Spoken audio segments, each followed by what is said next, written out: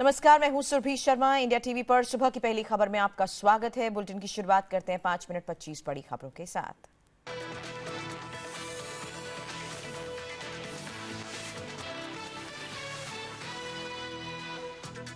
कश्मीर के बडगाम में आतंकियों के साथ मुठभेड़, रेडबोरा इलाके के एक घर में छिपे हैं 2 से 3 आतंकी। स्पेशल ऑपरेशन ग्रुप और राष्ट्रीय राइफल्स के जवानों ने पूरे इलाके को घेरा।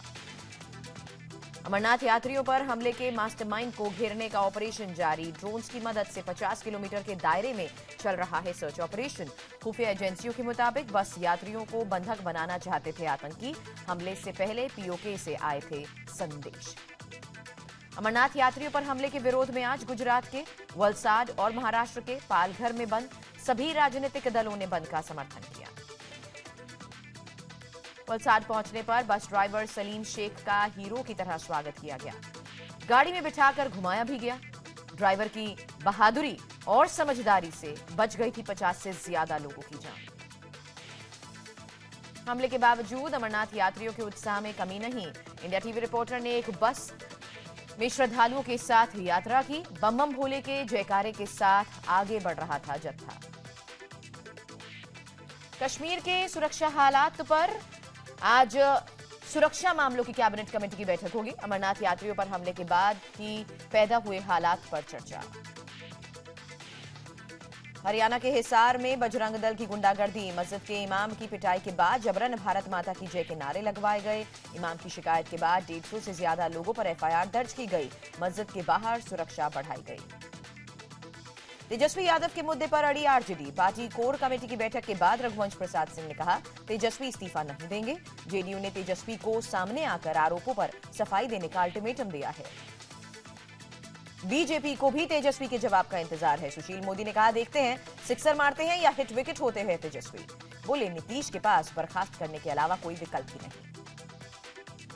आज एनडीए के उपराष्ट्रपति पद के उम्मीदवार पर मुहर लग सकती है।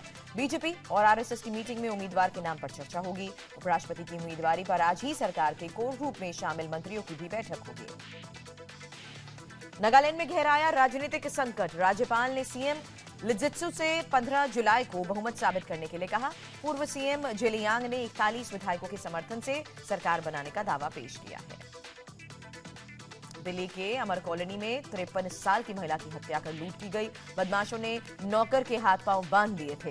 पुलिस को फरार दूसरे नौकर की मिलीभगत से वारदात को अंजाम दिए जाने का शक। नोएडा के सेक्टर 25 में कारोबारी पर हमला कर 5 लाख की लूट की गई। 3 अज्ञात बदमाशों ने वारदात को अंजाम दिया। अस्पताल में भर्ती कारोबारी की हालत गंभीर है। नोएडा के सलारपुर में जिम ट्रेनर की घर के बाहर गोली मारकर हत्या। वारदात के बाद हमलावर कार से फरार हुए। आपसी रंजिश में वारदात की आशंका। जोधपुर के होटल में युवक की स्विमिंग पूल में डूबने से मौत हुई। बर्थडे पर दोस्तों के साथ पूल पार्टी मनाने गया था प्रतीक। घर वालों को हत्या की आशंका। बेंगलुरु में ज्वेलरी शॉप के फर्श में सुराख करके 1.5 किलो सोना और लाखों के चांदी के जेवर उड़ाए गए। शॉप के ऊपर कमरा किराए पर लेकर 20 दिन में 1.5 फीट का सुराग बनाया गया। हुलिया बदलकर भागते वक्त पुलिस ने दबोचा। ग्रेटर नोएडा में नाले में गिरने से 2 साल के बच्चे की मौत हुई। परिजनों के साथ सैकड़ों लोगों ने परी चौक पर जाम लगाया। तेज बारिश की वजह से नाले के ऊपर पानी आ गया था। नोएडा के जिला अस्पताल में मरीज के परिजनों का हंगामा हुआ। इलाज में लापरवाही का आरोप लगाकर फार्मासिस्ट को पीटा। पुलिस ने पिटाई करने के आरोपी को गिरफ्तार किया। हैदराबाद के बंजारा हिल्स में भीषण सड़क हादसा सीसीटीवी कैमरे में कैद हुआ। तेज रफ्तार कार डिवाइडर से टकराकर पलटी। कार सवार एक युवक की मौत हुई, दूसरा अस्पताल में भर्ती। बिहार के कई इलाकों में 24 घंटे से लगातार बारिश की वजह से बाढ़ जैसे हालात। दरभंगा मेडिकल कॉलेज अस्पताल में पानी घुसा। गोपालगंज में तेज बहाव की वजह से नया पुल बह गया है। यूपी में भी लगातार बारिश से लोगों की मुश्किलें बढ़ी। कौशाम्बी में 3 दिन की बारिश से निचले इलाकों में पानी भरा। इलाहाबाद के कई घरों में पानी घुसा। गोंडा और लखनऊ हाईवे पर पुलिया बह जाने से यातायात बंद हुआ। नागालैंड के दीमापुर में पुल गिरने से दर्दनाक हादसा। 4 लोगों की मौत, 5 घायल। पानी का तेज बहाव नहीं झेल पाया पुल। अरुणाचल प्रदेश में लैंडस्लाइड से दर्दनाक हादसा हुआ, 10 लोगों की मौत हुई। गुरु पूर्णिमा उत्सव पर शिरडी के साईं मंदिर में भक्तों ने दिल खोलकर दान दिया। 3 दिन में करीब 5.5 करोड़ का चढ़ावा, 2 किलो सोना, 8 किलो चांदी और 10 लाख की विदेशी करेंसी चढ़ाई गई। महिला वर्ल्ड कप के सेमीफाइनल में आज टीम इंडिया को ऑस्ट्रेलिया से होगा मुकाबला। 6 बार की वर्ल्ड चैंपियन ऑस्ट्रेलिया के साथ रोमांचक मुकाबले की उम्मीद। रवि शास्त्री बने टीम इंडिया के प्रमुख कोच, जहीर खान को बॉलिंग कोच की जिम्मेदारी, राहुल द्रविड़ को टीम का बल्लेबाजी सलाहकार बनाया गया।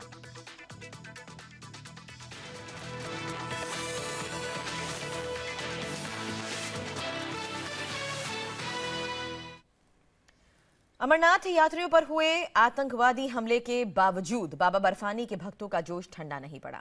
जम्मू बेस कैंप से आज सुबह भी श्रद्धालुओं का जत्था अमरनाथ की यात्रा के लिए रवाना हुआ। बम बम भोले के नारे लगाते इन भक्तों का जोश देखते ही बन रहा था। कोई दिल्ली का है तो कोई मध्य प्रदेश का और कोई उत्तर प्रदेश का। देश के अलग अलग हिस्सों से आए ये श्रद्धालु आस्था के सागर में डुबकी लगाते दिखे।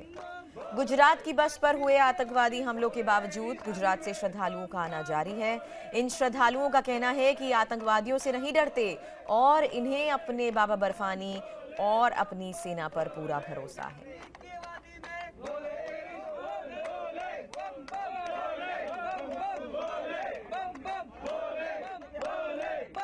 आतंकवादी जितने भी अटैक करें हम उनसे डरने वाले नहीं है। हम भगवान में हमारी ऐसी आस्था है कि हम इस बार अधिक से अधिक तादाद में और जाएंगे, चाहे वो आतंकवाद हो, मुंह तोड़ जवाब हम आतंकवादियों को देंगे। ये हमारी भोले बाबा में आस्था है और हमें किसी बात की किसी चीज का डर नहीं है। हमें भोले बाबा और हमारी आर्मी बहुत सेफ है, आराम से जाएंगे जी, और एक की जगह 10,000 जाएंगे। सर रश बढ़ता जाएगा। भोलेनाथ की पे सबकी आस्था है, वो कहे जितने मर्जी हमले करें, करेगी मौज। बाबा पे पूरा भरोसा है, कुछ होने वाला नहीं है। सिक्योरिटी बहुत अच्छी है, सब व्यवस्था अच्छी है, अच्छी तरह से जाके दर्शन करके आएंगे सब लोग। पूरी श्रद्धा है हमको। अच्छी तरह अभी हो रहे हैं दर्शन। हाँ, हम दर्शन करके ही आएंगे। अनंतनाग में अमरनाथ यात्रियों की बस पर हुए आतंकवादी हमले के बावजूद बाबा बर्फानी के भक्तों का जोश कम नहीं हुआ और उन्होंने अपनी यात्रा भी जारी रखी। इंडिया टीवी संवाददाता रमन सैनी भी ऐसी ही एक बस में बाबा बर्फानी के भक्तों के साथ यात्रा पर निकल पड़े। इंडिया टीवी की टीम भी इस वक्त एक ऐसी बस में मौजूद है जिसमें ज्यादातर गुजरात और महाराष्ट्र के बाबा के भक्त मौजूद हैं और ये भक्त जो है रवाना हुए हैं बाबा बर्फानी के दर्शन करने के लिए पहलगांव की तरफ। कुछ एक भक्त हमारे साथ मौजूद हैं, उनसे बात करते हैं। ये बताइए आप क्या नाम है, आप कहाँ से हैं? ईश्वर पाटिल, हम महाराष्ट्र से हैं जी। और जिस तरह से आतंकी हमला हुआ वो अच्छे को हम अच्छा नहीं मानते, क्योंकि वे गद्दार है, देश में रहकर देश के साथ गद्दारी करते हैं। और जो बाबा बर्फानी ने बुलाया है इसलिए हम जरूर जाएंगे और आने वाले को बोलते हैं हम कि जरूर जरूर आना। ये बातों को घबराना मत, क्योंकि ये देश के साथ गद्दारी कर रहे हैं और बाबा बर्फानी वाले बुला रहे हैं। चाहे कुछ भी हो जाए, हम मर मिट जाएंगे लेकिन जाएंगे, जरूर जाएंगे। आने वाले को बोलते हैं कि जरूर आना, जरूर आना। और अपने को इतनी सिक्योरिटी है कि आप खुद आके देखो। जब हमको भी लगता था कि सिक्योरिटी नहीं है, कैसे जाएंगे, लेकिन यहाँ के जो देखा हमने कि सिक्योरिटी फुल है, इसमें हम जा सकते हैं, आराम से जा सकते हैं। किसी तरह का डर नहीं आप लोगों का? नहीं, कोई डर नहीं हमको। हम बाबा के दर्शन को हम जरूर जाएंगे, जरूर जाएंगे। जो हमला हुआ है उसमें ज्यादातर गुजरात की जो महिलाएं हैं उनको निशाना बनाया गया, उनकी मौत हुई है। आप खुद एक महिला हैं तो डर नहीं लग रहा आपको? नहीं लग रहा है मेरे को डर। बाबा का ये आदेश है हमको दर्शन का, जाएंगे हम दर्शन करने के लिए, हर हाल में जाएंगे। बहुत अच्छा इंतजाम है और हमारा पूरा भरोसा है हमारे सिक्योरिटी पे, हमारे पुलिस पे, हमारे मिलिट्री पे हमारा पूरा भरोसा है। तो साफ तौर पर देख सकते हैं कुछ इसी तरह की बस थी जो सोनमर्ग से बाबा के भक्तों को लेकर कटरा की तरफ आ रही थी। जब लश्कर तोयबा के आतंकवादियों ने उसे अपना निशाना बनाया, उस पर आतंकवादी हमला किया और हम भी इस वक्त उस बस के अंदर मौजूद हैं जो बाबा बर्फानी के भक्तों को लेकर बाबा पहलगांव की तरफ जो है वो आगे बढ़ रही है। लेकिन इन भक्तों के जोश और इनके उत्साह को देखते हुए ऐसा लग रहा है कि इनके चेहरे पर किसी तरह का कोई खौफ नहीं है। कैमरामैन सरजीवन कुमार के साथ रमन सैनी, इंडिया टीवी, जम्मू। कश्मीर में भी इस वक्त वही माहौल है, गुस्सा है, दुख है, अफसोस है। हर आम कश्मीरी आज यही सोच रहा है कि ऐसा क्यों किया गया, शिव भक्तों को क्यों टारगेट किया गया। हमें नहीं लग रहा है कि इतनी घिनौनी हरकत, इतनी एक ग्रूसम किलिंग एक कश्मीरी कर सकता है। इंतहाई अफसोसनाक है। सारा कश्मीर इस वक्त मातम में। ये अच्छी बात नहीं है, क्योंकि इधर भी बहुत टूरिस्ट है, हम इनको बहुत इज्जत करते हैं। इस्लाम में ये नहीं है। इस्लाम में या किसी भी जगह अगर किसी इंसान का खून बहता है तो पूरी इंसानियत का खून बहता है। हमें अफसोस है। बिल्कुल हम उसकी मजम्मत करते हैं, ये नहीं होना चाहिए। हमारे कश्मीर हमेशा मेहमान नवाज रही है, हम मेहमान नवाजी करते भी और करते भी रहेंगे। इंसानियत के खिलाफ है, जहाँ से भी ये है, मैं कहूँगा इन सोलिडारिटी विद इंसानियत। ये अमरनाथ में हुए आतंकी हमले के विरोध की तस्वीर है। वैसे तो विरोध देश भर में हो रहा है, लेकिन ये विरोध कश्मीरियों का है, जो कहते हैं ऐसे कायर लोगों की सोच ही देश को बीमार बनाती है, व्यवस्था को बीमार बनाती है और कश्मीरियत को बदनाम करती है। ये कोई अच्छी बात नहीं है। इस्लाम में या किसी भी जगह अगर किसी इंसान का खून बहता है तो पूरी इंसानियत का खून बहता है। हमें अफसोस है। मैं कंडोल करता हूँ उनके परिवारों के साथ। हम ये समझते हैं कि यात्रा जो है कश्मीरियत का एक हिस्सा है। फ्रॉम द टाइम्स इमेमोरियल, बहुत टाइम से हम लोग हिस्ट्री में देखते हैं कि कश्मीरी जो है ना हॉस्पिटेबल लोग माने जाते हैं। हमें नहीं लग रहा है कि इतनी घिनौनी हरकत, इतनी एक ग्रूसम किलिंग एक कश्मीरी कर सकता है। पिछले कुछ सालों में ऐसा कम देखने को मिला जब कश्मीर के लोग सड़क पर हों और उनके हाथ में पत्थर ना हो। ये विरोध उनके खिलाफ है जिन्होंने एक बार फिर से हिंदुस्तान की आस्था और संप्रभुता को आंख दिखाई है। अनंतनाग में अमरनाथ यात्रियों पर हुए आतंकवादी हमले ने सबको झकझोर दिया है। कश्मीर के व्यापारी संगठन सड़कों पर थे। 7 श्रद्धालुओं की मौत हिंदुस्तान की छाती पर ऐसा जख्म है जो नासूर बनकर अरसे तक रिश्ता रहेगा। ये इंसानियत के खिलाफ है, जहाँ से भी ये है। हमने कहा है कि बार बार जो हमने सुबह से आज ये जो एक, मैं कहूँगा इन सोलिडारिटी विद इंसानियत। इंतहाई अफसोसनाक है। यकीन मानिए कल से मैं सोया नहीं हूँ। क्या बताऊँ आपको, सारा कश्मीर इस वक्त मातम में। ऐसा लोगों को सज़ा देना चाहिए जिन्होंने ये किया है। बहुत गलत बात है ये, ऐसा करना नहीं चाहिए, क्योंकि ये हमारे मेहमान है। मेहमान नवाज की तरह मेहमान नवाजी करना हमारा फर्ज है। आतंकवाद के खिलाफ इन नारों के बीच भी रह रहकर गूंजती है उन लोगों की बात जो हमले के वक्त बस में सवार थे। हम कभी भी भूल नहीं सकेंगे। हमारे सामने डेट हो गए सब, ऐसे उसका जो मांस बाहर निकल आया, उसका ये लगा तो सिर टूट गया, किसी का जड़बा टूट गया, किसी का ये लीवर निकल गया। इतना खराब हुआ कि जिंदगी में कभी नहीं भूल पाएंगे। कायर आतंकवादियों ने सफेद बस को लाल करना शुरू कर दिया था। जिन लोगों की आंखों में भगवान शिव की लीलाएं नाच रही थी, उन आंखों में खौफ उतर आया था और हर गोली के साथ छोटा होता जा रहा था इंसानियत का संसार। कश्मीर के लोग इसे इंसानियत और कश्मीरियत दोनों पर हमला बताते हैं। इस्लाम में ये नहीं है, ये गलत बात है। इस्लाम में ये कभी नहीं है, किधर भी लिखा ही नहीं है कि किसी निहत पर वार करो या कुछ भी करो। अंधेरी में इनके ऊपर गोलियां बरसाई गई। उनमें से ज़्यादातर खवातीन भी शामिल थे और एक हामिला खातून भी उसमें थी। तो अंधाधुन उनके गाड़ी के ऊपर गोलियां बरसाई गई। ये नहीं होना चाहिए, क्योंकि हमारा मजहब ये किसी जगह ये इजाज़त नहीं देता है। कश्मीर से अक्सर वही खबरें आती हैं जिसमें देश विरोधी आवाजें और आतंक की बात होती है, लेकिन इस आतंकी हमले के बाद ये तस्वीरें कहती हैं मुट्ठी भर ही लोग हैं जो जन्नत की हवा में जहर घोलते हैं। मुट्ठी भर ही लोग हैं जो कश्मीर को बदनाम करते हैं। कश्मीरी कहते हैं उन्हें नहीं चाहिए ऐसी कायनात, ना ऐसी बेनूर दुनिया जिसमें लोगों की आवाजें कब्रों में खामोश कर दी जाती हैं। मंजूर मीर, इंडिया टीवी, श्रीनगर।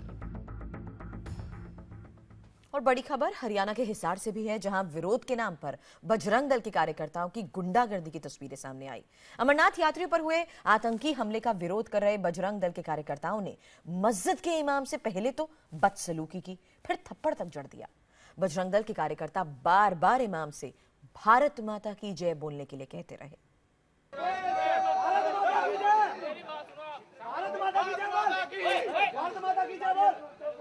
तो पहले भारत माता की जय बोल। मेरी बात तो सुन।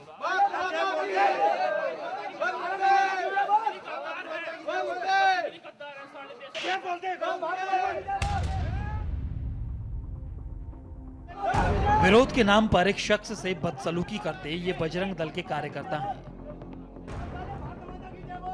अमरनाथ यात्रियों पर हुए आतंकी हमले के विरोध में ये लोग इस शख्स के साथ बदसलूकी कर रहे हैं।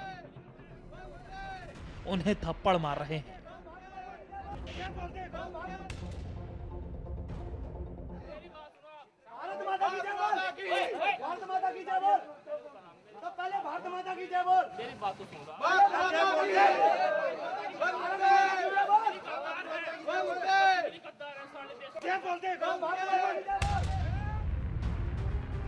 बजरंग दल के ये कार्यकर्ता अमरनाथ यात्रियों पर हुए आतंकी हमले का विरोध करने के लिए जमा हुए थे, लेकिन विरोध करते करते कुछ कार्यकर्ता इस कदर बेकाबू हुए कि गुंडागर्दी पर उतारू हो गए।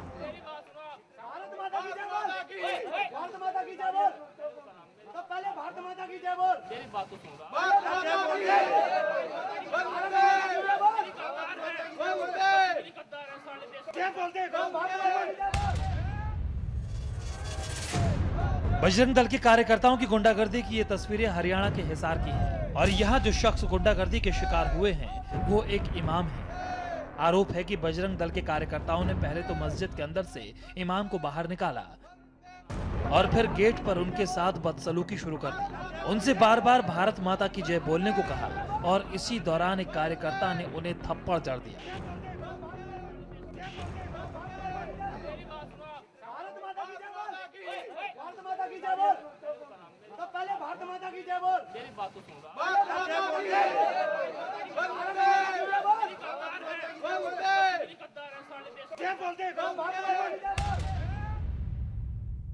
उन्होंने ईंट पत्थर मारे किवाड़ों में और एक किवाड़ खोले और जूतों समेत 3 आदमी मस्जिद में घुसे और उन्होंने कहा कि बाहर निकलो कहाँ हैं और गाली दी। ये किया जी उन्होंने। कितने आदमी अंदर घुसे थे एक साथ? वो 3 आदमी घुसे थे जी। कोई हथियार वगैरह था उनके पास? उनके पास कोई हथियार नहीं था जी, बाहर वालों के पास ईंटें थी। सोमवार को अमरनाथ के दर्शन कर लौट रहे शिव भक्तों पर हुए आतंकी हमले से पूरा देश गुस्से में है। गुस्सा लाजमी भी है। आतंकियों ने बेहद ही कायराना हरकत को अंजाम दिया है। निहत्थे शिव भक्तों पर गोलियां बरसाई हैं, जिसका जगह जगह विरोध हो रहा है। आतंकवाद और उसे पालने पोसने वाले पाकिस्तान के खिलाफ नारेबाजी हो रही है। हरियाणा के हिसार में भी बजरंग दल के कार्यकर्ता विरोध प्रदर्शन कर रहे थे, लेकिन विरोध प्रदर्शन करते करते ये लोग इस मस्जिद के पास पहुंचे। कुछ लोगों के हाथों में ईंटें भी थी। मस्जिद के बाहर जमा होते ही भड़काऊ नारेबाजी शुरू हुई और फिर जो हुआ वो आपके सामने है।